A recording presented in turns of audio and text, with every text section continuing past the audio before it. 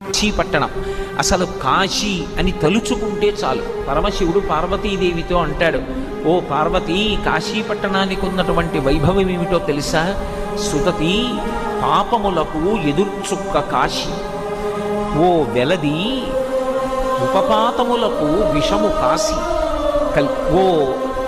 ఓ కళ్యాణి, కళ్యాణముల కాటపట్టు కాశీ. ఓ భామ, ముక్తికి పుట్టినిల్లు కాశీ. కాశీపట్టణానికి ఉన్నటువంటి గొప్పతనం ఏమిటి అంటే, ఓ సుగతి పార్వతీదేవిని పిలిచి అంటాడు, పాపములకు ఎదుర్చుక్క కాశీ. కాశీపట్టణం లోపలికి వెడుతుంటేనే రోమకూపములను ఆశ్రయించి ఉన్నటువంటి పాపరాశి పక్షి రూపంలో ఎగిరిపోయి చెట్లని పట్టుకుని ఉంటాయి. మళ్ళీ వాడు బయటకు వస్తాడేమోనని 9 రాత్రులు కాశీపట్టణంలో ఎవరు పొలిమేర దాటకుండా గడుపుతారో ఇక వాడు మళ్ళీ 9 నెలలు అమ్మ కడుపులో